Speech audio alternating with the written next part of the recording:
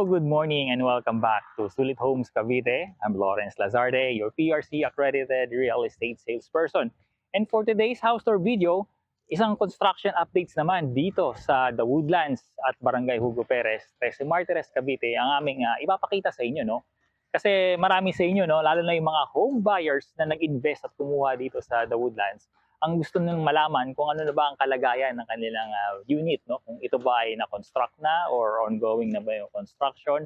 And sa general, no, sa gusto nilang malaman ano na ba ang status ng The Woodlands ngayong 2024, no?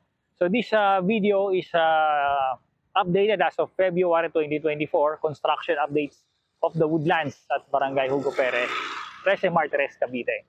So marami na rin tayong mga Linnea and Jasmine single attached at mayroon na rin ilang mga Adeline units na naitayo na rin doon sa may bandang ridge lots ng ating Woodlands project. So ito po is Block 8 po ito, no, mga Linnea, Block 8, 7, and 6. So dito po sa tinatayuan ko, ito po yung Block 11 and 45, no. Dito po, ang itatayo dito is yung Adeline na bungalow unit ni Axea. So si Adeline po, ito po yung may linear park sa likod, no? Sa gitna po niya, may linear park po dyan na isa sa mga amenities niya dito sa The Woodlands. And then ito pong kinoconstruct dito, yan po yung mga lineya natin dito sa Block 46. So Block 46 po siya, sinisimulan na i-construct itong lineya dito. So sa dulo po, kung mapapansin nyo, dyan po yung ating Jasmine, single attached and duplex unit. So may mga na-construct na rin dyan na unit. So marami-raming na rin units ang na-construct dito, and I believe this year, no, 2024, marami dito ang mata-turnover na, no, once ma-approve yung loan nila kay Pag-ibig Financing. So magpapa-drone po tayo para makita natin yung kabuuang update ng The Woodlands at Barangay Hugo Perez, Trece Martires, Cavite. So here's the drone video of the current construction status for the Woodlands.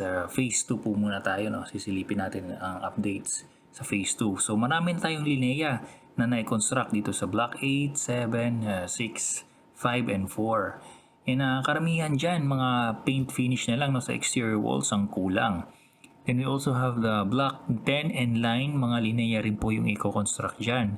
And dito sa Block 9, ang mga lineya po na dapat na i-construct ay naitayo na po, no? Finishing na lang ang kulang. Then we also have this Adeline with linear parks on Block 11 and 12. And over here naman yung ating mga Jasmine single attached from Block 15, 16, and 17. Yung Block 18 natin is a mix of Adeline and lots only dito sa ridge portion niya, no? And then we also have ito po yung linear park of Block 12 and 47, no? Mga Adeline bungalow units po yan. And then over here is the parks and playgrounds, no, na amenities nitong phase 2, and sa pagitan po siya nitong mga Adeline na bungalow sa Block 12 and then 47, no. Block 12 and 11 wala pang construction ng mga Adeline, no.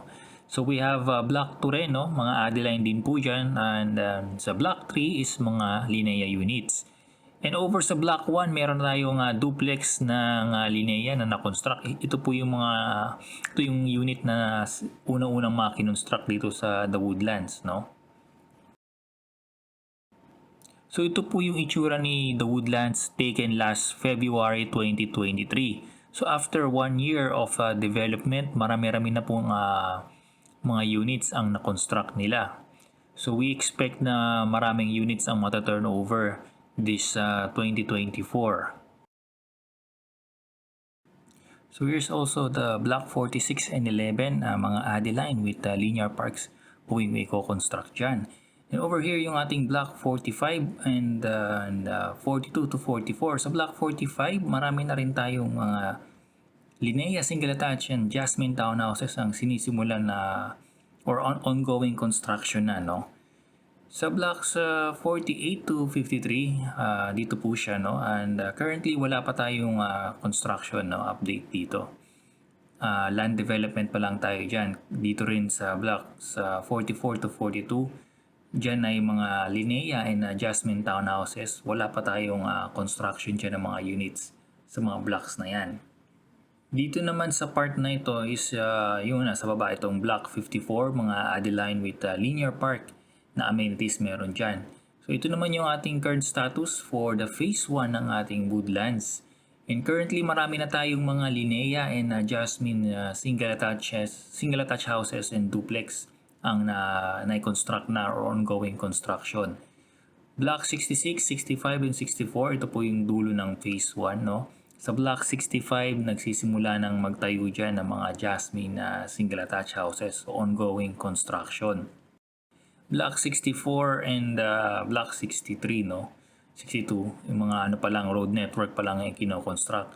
Sa tabi ng Block 58 and 60 is yung basketball court and gazebos. Yun yung mga amenities dito sa phase 1. Diyan siya located.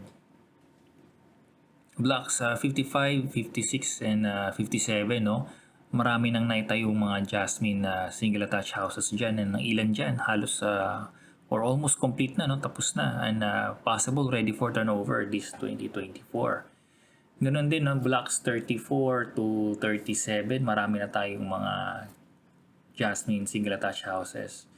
Ang kagandahan dito, as you can see, meron tayong maraming open spaces dito sa blocks 36 and 35. Sa 35, dyan i-construct yung clubhouse. Sa blocks 34 naman, yung water tower dyan ilalagay. So maraming puno dito sa mga blocks na yan. Then dito sa block 42, meron na rin tayong construction ng mga Linea units. So nagsisimula na sila dito. So yan pong muli ang ating construction update video for the Woodlands as of February 2024. So may kasabihan nga po tayo, no? Malayo pa pero malayo na.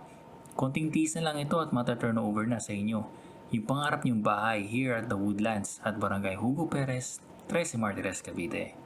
Once again, I'm Lawrence Lazarte and thank you so much for watching. See you again on our next house tour or construction updates video. Bye-bye!